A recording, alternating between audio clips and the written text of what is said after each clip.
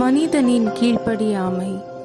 ஆதாம் மற்றும் அவனுடைய மனைவியும் கடவுள் உண்டாக்கிய தோட்டத்தில் மிகவும் மகிழ்ச்சியாக இருந்தனர்.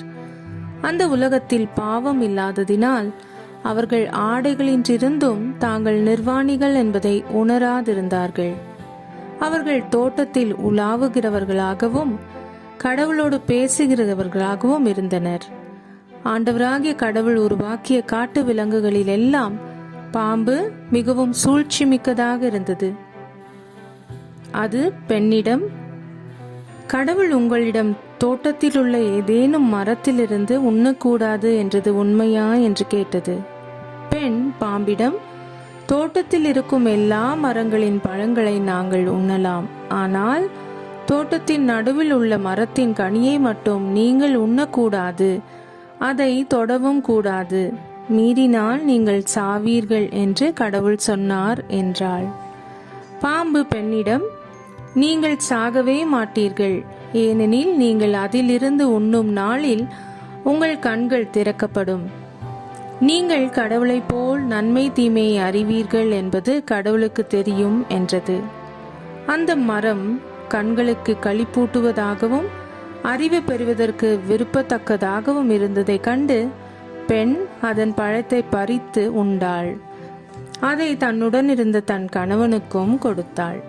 அவனும் உண்டான். அப்பொழுது அவர்கள் இருவரின் கண்களும் திறக்கப்பட்டன. அவர்கள் தாங்கள் ஆடையின்றி இருப்பதை அறிந்தனர். ஆகவே அத்தி இலைகளை தைத்து தங்களுக்கு ஆடைகளை செய்து கொண்டனர். மென்காற்று வீசிய பொழுதினிலே தோட்டத்தில் ஆண்டவராகிய கடவுள் உலாவிக் கொண்டிருந்த ஓசை கேட்டு மனிதனும் அவன் மனைவியும் ஆண்டவராகிய கடவுளின் திருமுன் இருந்து விலகி தோட்டத்தின் மரங்களுக்கு இடையே ஒளிந்து கொண்டனர். ஆண்டவராகிய கடவுள் மனிதனை கூப்பிட்டு, நீ எங்கே இருக்கின்றாய் என்று கேட்டார். உம் குரலொலியை நான் தோட்டத்தில் கேட்டேன், ஆனால் எனக்கு அச்சமாக இருந்தது, ஏனெனில் நான் ஆடையின்றி இருந்தேன், எனவே நான் ஒளிந்து கொண்டேன் என்றான் மனிதன்.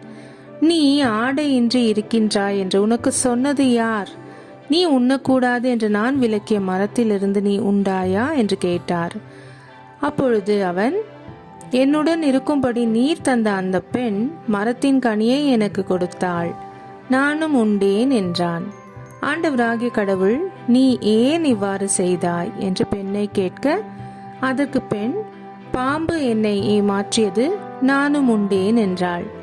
ஆண்டவராகிய கடவுள் பாம்பிடம், நீ இவ்வாறு செய்ததால் நீ சபிக்கப்பட்டிருப்பாய், உன் வயிற்றினால் ஊர்ந்து உன் வாழ்நாள் எல்லாம் புழுதியை தின்பாய். உனக்கும் பெண்ணுக்கும் உன் வித்துக்கும் அவள் வித்துக்கும் பகையை உண்டாக்குவேன், அவள் வித்து உன் தலையை காயப்படுத்தும், நீ அதன் குதிங்காலை காயப்படுத்துவாய் என்றார். அவர் பெண்ணிடம், உன் மகப்பேற்றின் வேதனையை மிகுதியாக்குவேன், வேதனையில் நீ குழந்தைகள் பெறுவாய், ஆயினும் உன் கணவன் மேல் நீ வேட்கை கொள்வாய், அவனோ உன்னை ஆழ்வான் என்றார். அவர் மனிதனிடம், உன் மனைவியின் சொல்லை கேட்டு உண்ணக்கூடாது என்று நான் கட்டளையிட்டு விலக்கிய மரத்திலிருந்து நீ உண்டதால் உன் பொருட்டு நிலம் சபிக்கப்பட்டுள்ளது, உன் வாழ்நாள் எல்லாம் உழைத்து நீ உண்பாய், முட்செடியையும் முட்புதரையும் உனக்கு அது முளைப்பிக்கும், வயல்வெளி பயிர்களை நீ உண்பாய், நீ மண்ணிலிருந்து உருவாக்கப்பட்டதால் அதற்கு திரும்பும் வரை நெற்றி வியர்வை நிலத்தில் விழ உழைத்து உன் உணவை உண்பாய், நீ மண்ணாய் இருக்கிறாய், மண்ணுக்கே திரும்புவாய் என்றார். மனிதன் தன் மனைவிக்கு ஏவாள் என்று பெயரிட்டான், ஏனெனில் உயிருள்ளோர் எல்லோருக்கும் அவளே தாய். ஆண்டவராகிய கடவுள் மனிதனுக்கும் அவன் மனைவிக்கும் தோல் ஆடைகள் செய்து அவர்கள் அணியை செய்தார். பின்பு ஆண்டவராகிய கடவுள் இவர்களை ஏதேன் தோட்டத்தில் இருந்து வெளியே அனுப்பிவிட்டார். ஏதேன் தோட்டத்திற்கு கிழக்கே வாழ்வின் மரத்திற்கு செல்லும் வழியை காப்பதற்கு கெருபுகளையும் சுற்றி சுழலும் சுடரொளி வாளையையும் வைத்தார்.